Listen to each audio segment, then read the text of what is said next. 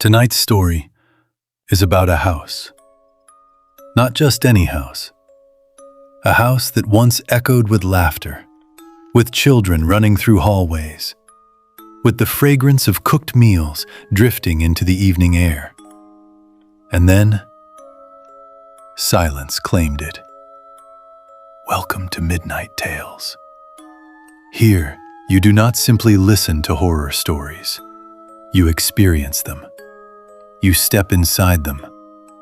And sometimes, they step inside you. This story was told to me by my grandmother, and even as she spoke it, her voice would lower, her eyes would shift, as though she feared something might still be listening. Let me take you back.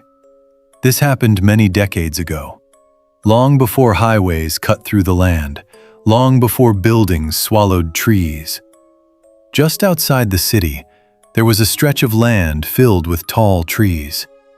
Not a dense forest exactly, but thick enough that sunlight struggled to touch the ground. In the middle of that land, there stood a house. It was not small. It was not broken. It was beautiful once. A large courtyard, thick wooden doors, wide windows, and near the entrance, a fruit tree. An old fruit tree that bloomed generously every season. The house once belonged to a family, a lively family. Neighbors remembered music playing in the evenings, children laughing, the mother watering plants, the father working in the yard. Then, something changed. No one knows exactly what happened, but one by one, the family members began to die. First, the youngest child fell sick suddenly, then the grandmother, then the father, then the mother. Some said illness, some whispered poison, some believed curse. Within a short span of time, the house was empty, completely empty. No relatives claimed it, no one moved in. And slowly, decay took hold. One wall collapsed partially. The paint peeled, the windows broke, and the fruit tree still bore fruit. Over time, the city created its own explanation. People said the house was haunted. They claimed strange lights were seen inside at night. They said shadows moved across the broken windows. Animals avoided the property. Travelers who passed near it after sunset reported hearing faint whispers. Whether true or not, the reputation spread. Do not go near that house. Spirits live there. It is not empty. Children were warned. Adults avoided it.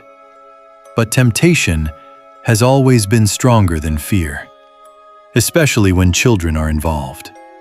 My grandmother was young at the time, just a child, fearless in the way only children can be. One summer afternoon, she and 5 of her friends were playing near the outskirts of town. They wandered farther than usual, and then they saw it.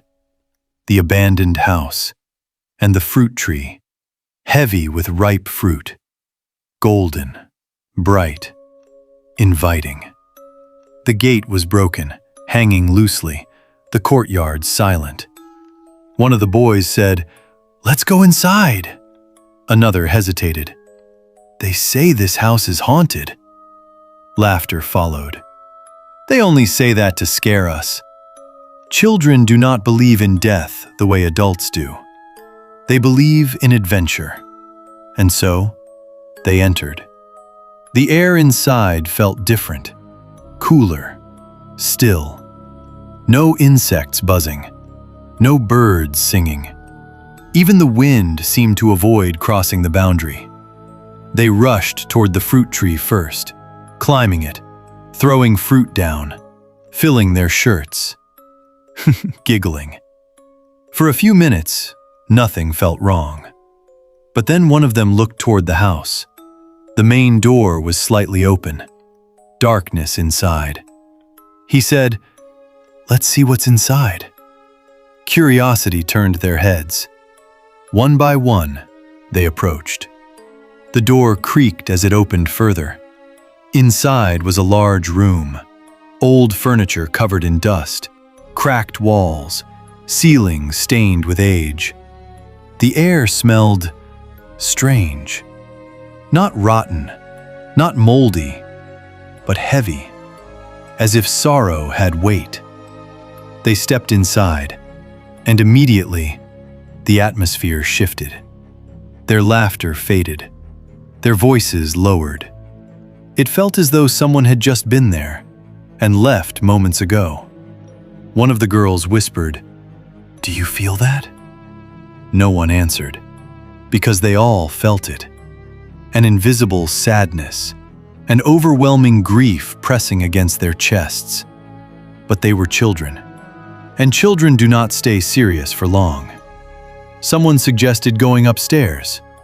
They climbed the old staircase. It creaked beneath their feet.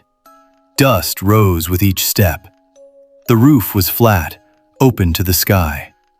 From there, they could see the courtyard below, and the surrounding trees swaying gently. On the rooftop floor, there was an old ventilation opening. In older houses, kitchens had such openings to allow smoke to escape. This one led directly into the room they had just explored. One of the boys laughed. "Let's look down from here." He knelt, slowly leaned forward, and peered inside. At first, he saw nothing unusual.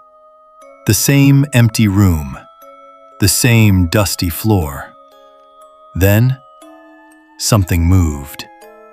He froze. His breath stopped. He blinked, and then he saw it. In the center of the room sat something. Not human, not animal. Something else. Its body was enormous. Its skin was darker than shadow. Not simply black, but absorbing light. Its limbs were long, unnaturally long. Its fingers stretched with claws, thick and curved. Its head nearly touched the ceiling, and its teeth, sharp, exposed, as if smiling without lips. It did not move. It simply sat there, facing the door, as though waiting. The boy gasped loudly. The others rushed forward. One by one they looked, and saw the same thing. It was real, not imagination, not shadow. It was there, breathing slowly, heavy, low, like distant thunder. My grandmother said she could hear her own heartbeat, not inside her chest, but in her ears. Loud, fast, like drums. 500 beats per minute, she used to say. No one spoke. No one screamed. For a moment, fear paralyzed them. Then, the creature's head moved, slowly, upward, toward the opening, toward them. Its eyes glowed faintly and locked onto theirs. That was enough. They ran. They did not climb carefully. They did not look back. They stumbled down the stairs, nearly falling, bursting through the door, running across the courtyard, dropping the fruit, jumping over broken stones, out through the gate, and into the trees. Some fell, scraped knees, hands bleeding. They did not stop. They ran all the way back to town, to their homes, breathless, trembling, crying. When they told their families, the reaction was immediate. Shock, anger, fear. You went inside that house? Have you lost your minds? That place does not belong to humans anymore. Older villagers spoke of strange things, of figures seen in windows, of voices heard at night, of animals found dead near the property, and of something guarding the house, something that had claimed it after the family died. Whether it was the spirit of the land or something drawn there by tragedy, no one knew.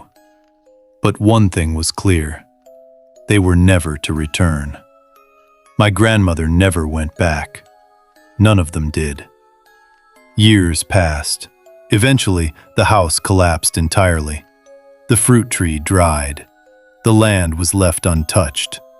But even decades later, if someone walks too close to that area at night, they say they feel watched. And sometimes, very faintly, a low breathing sound can be heard, as if something still sits there, waiting.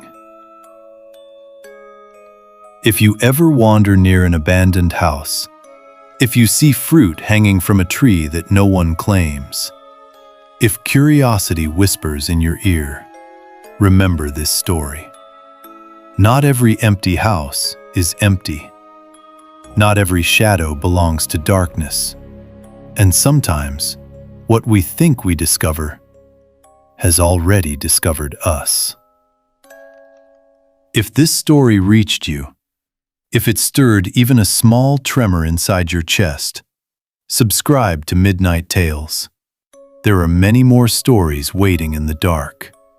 And next time, when you see a lonely house near the trees, do not enter. Because some houses belong to something else. Good night. Stay safe. Stay away from doors that invite you too easily.